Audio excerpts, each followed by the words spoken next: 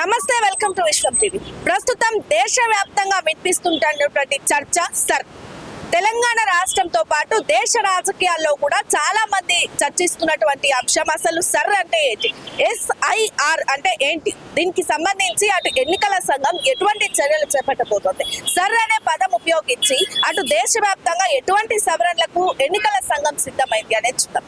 అటు బీహార్ ఎన్నికలు పూర్తయిన తర్వాత కూడా బీహార్ ఎన్నికల్లో దాదాపు ఓట్ల చోరీలో భాగంగానే ఎక్కువ మందికి ఎక్కువ ఓట్లు ఉండడము, ఒక్కరికే 5 నుంచి 6 ఓట్ల వరకు ఉండడము లేదా 2 వరకు ఉండడము, చనిపోయిన వారికి కూడా ఓట్లు కేటాయించడం, దొంగ ఓట్లు వంటి పరిస్థితుల్లో కూడా బీహార్ లో కాంగ్రెస్ వెనుకబడింది, బీజేపీ బలపడింది అంటూ కూడా కాంగ్రెస్ నేతలు తీవ్రంగా ఆరోపించిన విధానంలో కూడా కేంద్ర ఎన్నికల సంఘం సర్ అనే విధానానికి కూడా శ్రీకారం చుట్టిందని చెప్పుకోవచ్చు. మరి ఈ సర్ అనే విధానంతో మనం చూసుకుంటే ఇప్పటికే పశ్చిమ బెంగాల్ తో పాటు కొన్ని రాష్ట్రాల్లో కూడా, పశ్చిమ బెంగాల్ చూసుకుంటే మరొక వైపు తమిళనాడు రాష్ట్రాలలో కూడా ఓటర్ల జాబితాను సవరణ చేసేందుకు కూడా కేంద్ర ఎన్నికల సంఘం ఇప్పటికే కసరత్తులు పూర్తి చేసుకుంది. మరి సర్ అంటే స్పెషల్ ఇంటెన్సివ్ రివిజన్ అంటే పలు రాష్ట్రాలతో పాటు రాష్ట్ర వ్యాప్తంగా తీసుకున్నటువంటి కానీ దేశవ్యాప్తంగా చూసుకుంటే కూడా ఎన్ని దొంగ ఓట్లు ఉన్నాయి, ఒక వ్యక్తికి ఎన్ని ఓట్లు అధికంగా ఉన్నాయి అంటే లోకల్ అయినప్పటికీ నాన్ లోకల్ అయినప్పటికీ కూడా ఒక వ్యక్తికి ఒక్క ఓటు ఉండే అవకాశం మాత్రమే ఉంటుంది. అది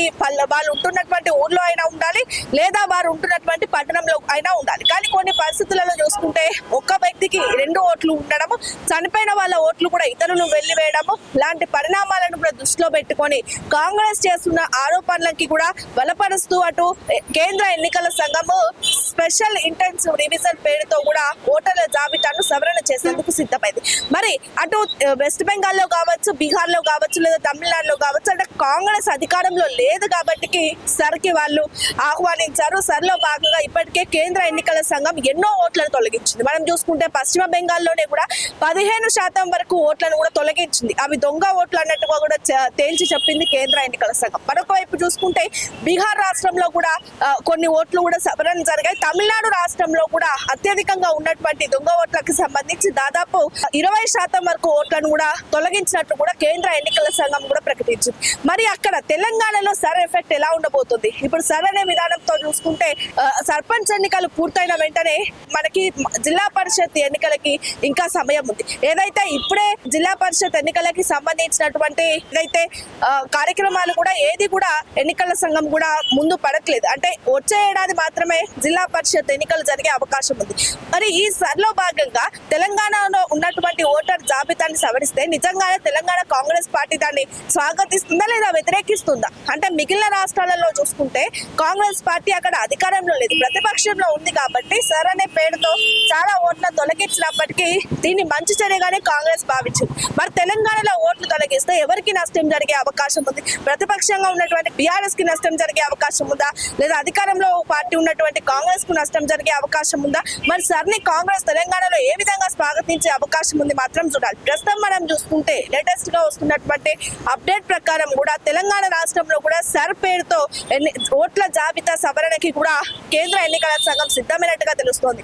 రాష్ట్ర ప్రధాన ఎన్నికల అధికారి ఆధ్వర్యంలో కూడా ఇప్పటి వరకు తెలంగాణ రాష్ట్రంలో సర్పంచ్ ఎన్నికలు పూర్తయిన అనంతరం కూడా చూసుకుంటే చాలా చోట్ల దొంగ ఓట్లు బయటపడడం కూడా కలకలం రేపడంతో తెలంగాణ రాష్ట్రంలో కూడా ఓట్లు సవరించేందుకు కూడా సిద్ధమైంది కేంద్ర ఎన్నికల సంఘం. మరి నిజంగానే తెలంగాణ రాష్ట్రంలో కూడా ఓట్ల సవరణ, దొంగ ఓట్లు తొలగించడం వంటి ప్రక్రియకు వెళ్తే జిల్లా పరిషత్ ఎన్నికల్లో కావచ్చు, ముందు రానున్న ఎన్నికల్లో ఎటువంటి ఫలితాలు బయటపడే అవకాశం ఉంది? ఇప్పుడు వస్తున్న కాంగ్రెస్ కి మద్దతుగానే ఆ ఎన్నికల్లో కూడా కాంగ్రెస్ కి మద్దతుగా ఓట్లు పడే అవకాశం ఉందా లేదా వ్యతిరేకంగా ఓట్లు పడే అవకాశం ఉందా మాత్రం చూడాలి. మరి ఇప్పటికే చూసుకుంటే దేశవ్యాప్తంగా కూడా సర్ పలు రాష్ట్రాల్లో కూడా ఏదైతే ఎన్నికల సవరణకు సంబంధించినటువంటి ప్రక్రియను కూడా ప్రారంభించింది. వెస్ట్ బెంగాల్ తో పాటు మరి తమిళనాడు రాష్ట్రాల్లో కూడా ఈ ఓట్ల సవరణ ప్రక్రియ పూర్తయింది. మరి తెలంగాణ రాష్ట్రానికి వస్తే మాత్రానికి అధికారులు ఇప్పటికే తెలంగాణ రాష్ట్రంలో కూడా సర్ని ఇంప్లిమెంట్ చేయడానికి సిద్ధమవుతున్నట్టుగా కూడా తెలుస్తోంది. ఏదైతే రానున్న ఎన్నికల్లో కూడా సర్ని ఇంప్లిమెంట్ చేశాక మొత్తానికి ఉన్నటువంటి ఓట్లలో 3 కోట్లకు పైగా ఓట్లు ఉన్నాయి కాబట్టి అందులో ఉన్నటువంటి ఓట్లు, దొంగ ఓట్లు అన్ని వెతికి ఇంటింటికి వెళ్ళి ఎన్నికల జాబితాని, ఓట్ల జాబితాని చూసుకొని నిజంగా ఆ వ్యక్తి ఉన్నాడా లేదా అందరూ మొత్తం అన్ని ఇన్ఫర్మేషన్ తెలుసుకున్న తర్వాతే సర్ని ఇంప్లిమెంట్ చేస్తాము, ఓటర్ల జాబితా సవరణ చేస్తాము అంటూ కూడా అటు కేంద్ర ఎన్నికల సంఘం స్పష్టం చేస్తుంది. మరి ఈ సర్ని ఖచ్చితంగా ఇంప్లిమెంట్ చేయాలంటే రాష్ట్రాల వ్యాప్తంగా కూడా ఓట్ల జాబితాను సవరించాలంటే ఖచ్చితంగా ఒక్క మనిషికి ఒక్క ఓటు అనే విధానంతో ముందుకు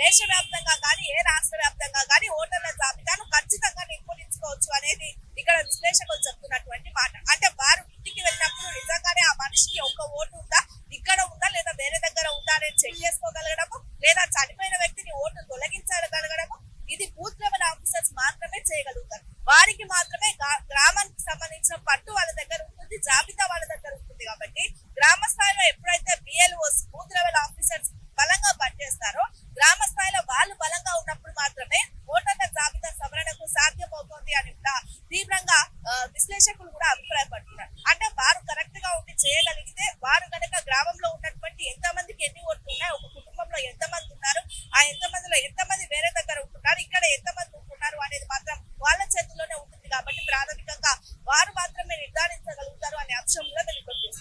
ఏదేమైనప్పటికీ కూడా అటు బీహార్ ఎన్నికల సందర్భంగా కాంగ్రెస్ ప్రభుత్వం ఆరోపించిన దొంగ ఓట్ల చోరీకి సంబంధించిన ప్రాసెస్ లో మాత్రమే బీజేపీ గెలుపొందింది, లేకపోతే కాంగ్రెస్ గెలుచుండేదని కాంగ్రెస్ చేసిన వ్యాఖ్యలపై కేంద్ర ఎన్నికల సంఘం సీరియస్ గా తీసుకొని స్పెషల్ ఇంటెన్సివ్ డివిజన్ పేరుతో ముందుకు వెళ్తుంది.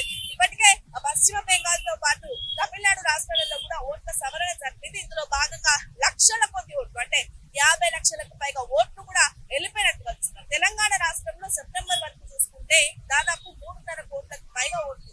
మరి తెలంగాణ రాష్ట్రంలో సర్ నివేదిక జరిపితే, సర్ ఇచ్చే నివేదిక ప్రకారం నిజంగానే ఓటర్ల జాబితా సవరణ జరిపితే ఇక్కడ కాంగ్రెస్ పార్టీ అధికారంలో ఉంది కాబట్టి ఎంతమంది ఓట్లు తొలగి వెళ్లే అవకాశం ఉంది. నిజంగా చూసుకుంటే ఇప్పటికే ఉన్నటువంటి సర్పంచ్ ఎన్నికలు జరిపిన అధికార సిబ్బంది కావచ్చు, ఇంతకు ముందు జరిపినటువంటి అసెంబ్లీ ఎన్నికల